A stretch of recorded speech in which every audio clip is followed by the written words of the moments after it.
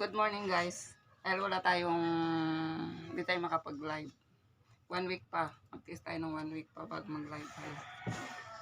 Gawa tayo ng ano na lang, ng medyo long video i-upload natin sa ano.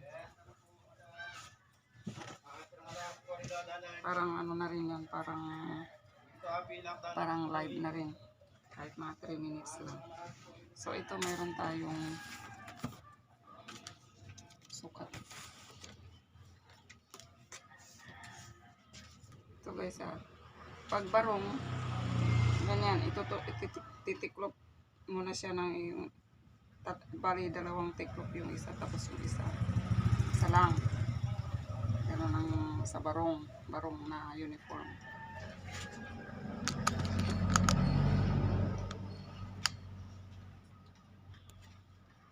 So, ang shoulder niya is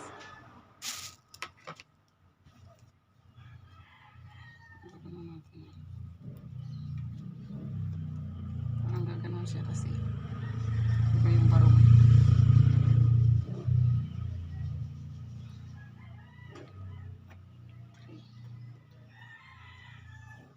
Ang shoulder niya is 17, 8.5. Mag-down tayo ng 1.5, kahit 1.75 lang. Yan, direct na tayo, hindi tayo nagpa-pattern. Sa damit na tayo nagpa-pattern. So from ibas na is 33, 36, 44.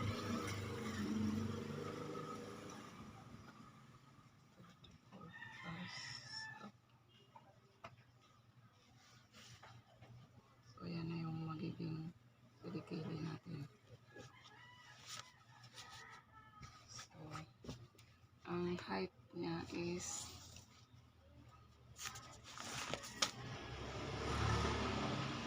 26. Cross 1.5.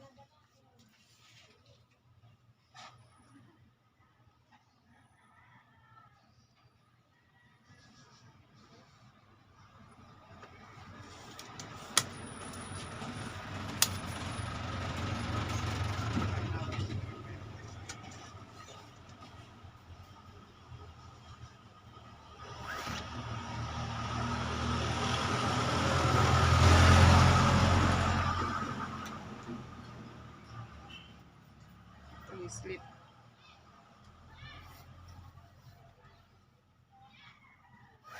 Allowance natin. Ayan, ganyan na. Magiging ano natin. Diretso na cut, no? Dagdag na lang tayo ng allowance dito sa may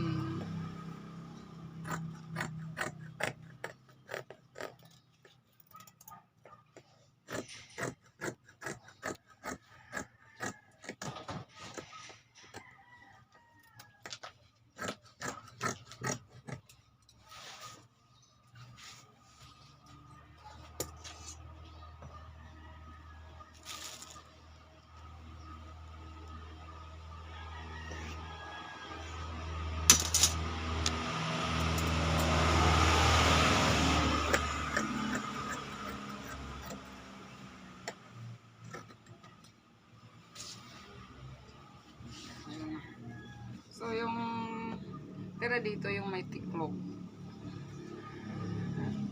Ito yung gagawin natin back. Ito ay para sa back.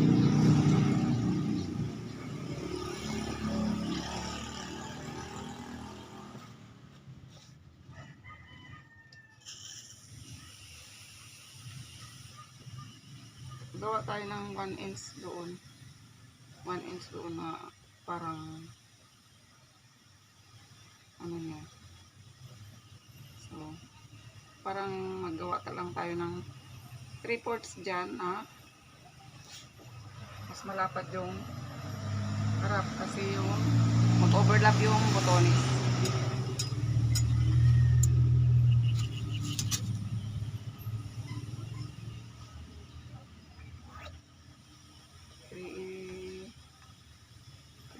1/4.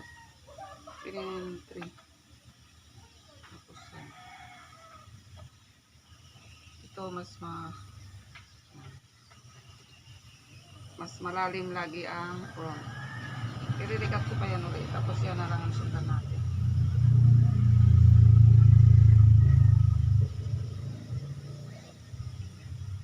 Ang galing, no? So, yan.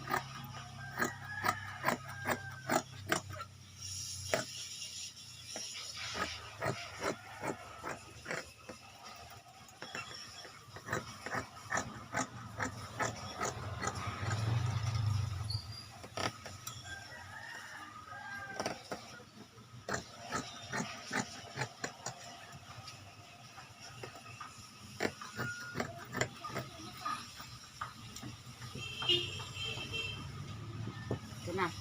Ayan. May front and back na tayo. So, ayusin natin yung pinaka. Ito, ano.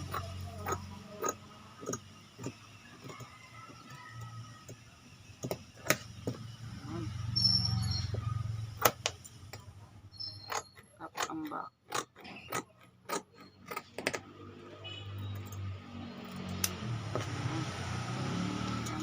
Front and back na tayo.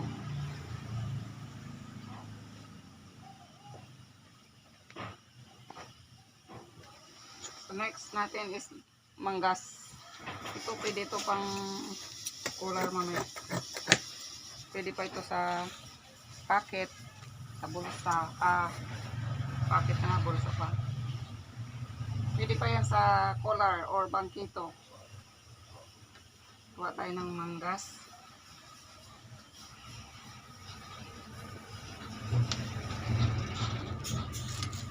Haba ng sleeve is 7.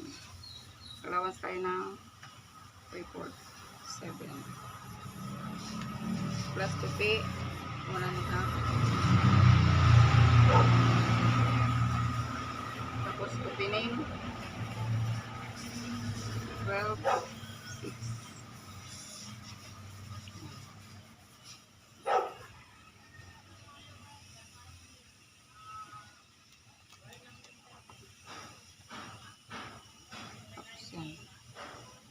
Ang armhole niya is 18. So 9.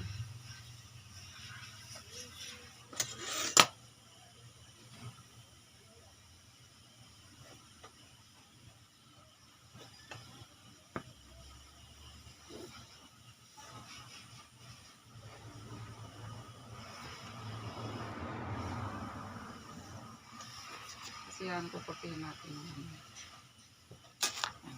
Sa pagkupit natin na kukut yan.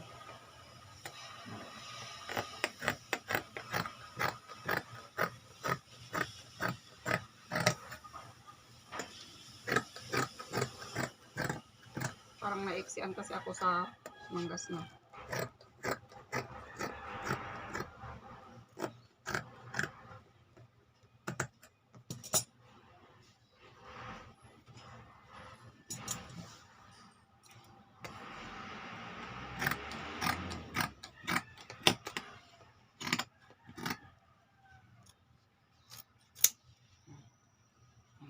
Yan na.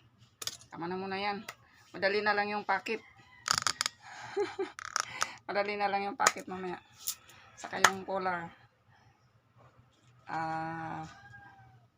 Ibibidyo ko na lang yung bukod yung collar. Maraming salamat po. Salamat.